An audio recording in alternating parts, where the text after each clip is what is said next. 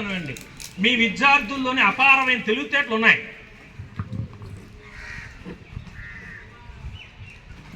మీలో ఎంత తెలివితేటలు ఉన్నాయంటే వర్డ్స్ చాలు, అంత తెలివితేటలు, అంత నాలెడ్జ్, అంత సామర్థ్యం ఉంది. మీకున్న శక్తి మీకు తెలీదు.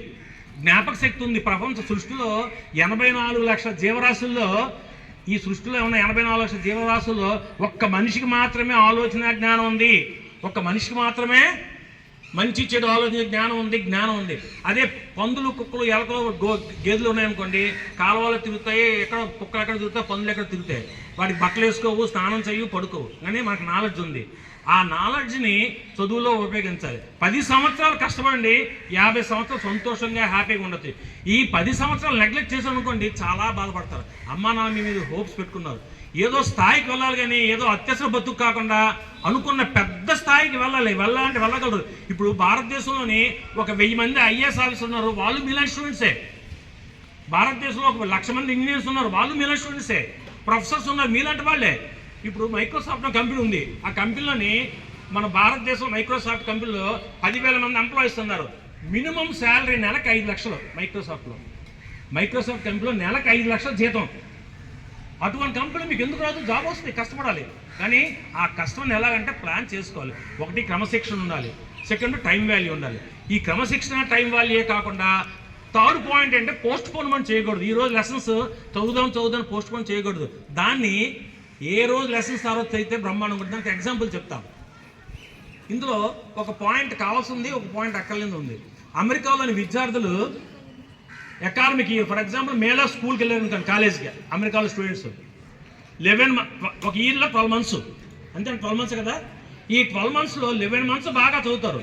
ఎగ్జామ్స్ 1 మంత్ ముందు బుక్స్ చింపేస్తారు, లెసన్ పాఠాలు అన్ని కాలంలో పారేస్తారు, ఏ పుస్తకం ఉంచుకోరు. ఈ 1 మంత్ ఏం చేస్తారు? సినిమాలకు వెళ్తారు, పబ్బులకు వెళ్తారు, బీచ్కి వెళ్తారు, ఎంజాయ్ చేస్తారు, ఎగ్జామ్స్ బ్రహ్మాండంగా రాస్తారు. అంటే మిమ్మల్ని పరీక్షలో చదవద్దని కాదు, వాళ్ళలో ఉన్నది ఏంటంటే సిన్సియారిటీ. 11 ఏళ్ళు బాగా చదువుతారు, సక్సెస్కి వెళ్తారు. ఈరోజు ఒక విషయం చెప్తాను చూడండి. ఒక 40 సంవత్సరాల కిందట ఒక టీచర్ ఉద్యోగం ఉందనుకోండి, 100 మంది టీచర్ పోస్టులు ఉన్నాయి, దానికి 500 మంది వచ్చేవారు ఉద్యోగం కోసం. ఇప్పుడు అదే 100 టీచర్ పోస్టులు ఉంటే 1,00,000 మంది వస్తున్నారు. సో కాంపిటీషన్ పెరిగింది. ఎంత కాంపిటీషన్ పెరిగింది? ఎవరైతే టాప్ 5లో ఉంటారో వాళ్ళదే. మీలో తెలివితేటలు ఉన్నాయి, అమ్మని గౌరవించండి. అసలు విద్యార్థులు పాడైపోవడంతో 50% తల్లిదండ్రులే. ఆ విషయం మీకు తెలుసో తెలియదు. ఇప్పుడే వెరీ సిన్సియర్గా వెలగవలసి వెళ్ళాను స్కూల్లో. వాళ్ళు 110 మంది విద్యార్థులు ఉన్నారు, పర్ఫెక్ట్ స్టూడెంట్స్. ఒక క్వశ్చన్ వేస్తాను, మీ ఇంట్లో మీ అమ్మా నాన్నలు 1 గంట కూర్చోబెట్టి చదివించుతున్నారు అనేవాళ్ళు సిన్సియర్గా అబద్ధం ఆడుకుని గుండె మీద చేసుకుని చేతుంటే ఒక్క విద్యార్థి చేయట్లేదు. అంటే 110 మంది విద్యార్థుల్లో ఏ తల్లిదండ్రులు పిల్లల్ని కూర్చోబెట్టి 1 గంట చదివించే పాపాన పోలే, గంట చదివించట్లేదు.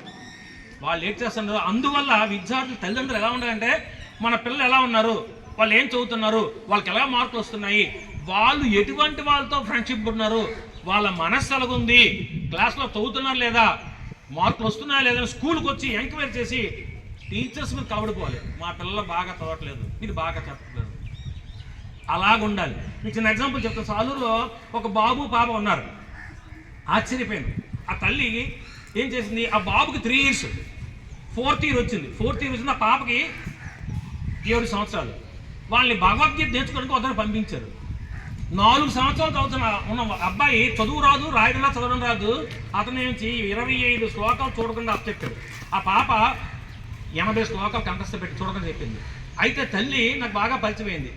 ఈ భగవద్గీతలో శ్లోకాలు ఎక్స్ప్లెయిన్ చేస్తుంటే ఆ పిల్ల కొడుకుని స్కూల్లో జాయిన్ చేయడానికి ఏం చేసిందని ఆశ్చర్య. జీవితంలో అటువంటి ఇన్సిడెంట్ వెళ్ళలేదు. 8 స్కూల్స్ ఉన్నాయి, ప్రతి స్కూల్కి వెళ్ళింది. ఏ పాఠాలు చెప్తున్నప్పుడు బ్యాక్ బెంచ్లో కూర్చుంది, టీచర్స్ చెప్తున్న లెసన్స్ వింది. 8 స్కూల్లోని ఏ స్కూల్లో టీచర్స్ బాగా చెప్తున్నారో ఆ స్కూల్లో జాయిన్ చేసింది. అంటే చూడండి తల్లికి ఎంత ఇంట్రెస్ట్, టీచర్స్ టెస్ట్ చేస్తుంది. అంటే అలాగ ఉండాలి.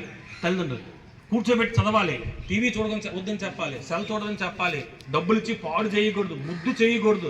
ఏం చేస్తున్నారు ఇప్పుడు? ప్రేమ ఎక్కువైపోయింది, రకరకాల కల్చర్స్ వెళ్తున్నారు. పుట్టినరోజు అంటున్నారు, కేకులు కట్ చేసి మొహాలు రాసుకుంటున్నారు, కోడిగుడ్లతో కొట్టుకుంటున్నారు, బాదుకుంటున్నారు. ఎంత తల్లిదండ్రులు పుట్టినరోజు కాదు, ఇట్టించి గిఫ్ట్లట, అట్టించి గిఫ్ట్లట, 10,000 20,000 కూలి పని చేసుకున్న కొడుకు ఆ నాన్న 500, 600, 700కి ఇంట్లో కూలి పని రోడ్డు మీద మట్టి ఎత్తుకొని కొంతమంది ఉంటారు.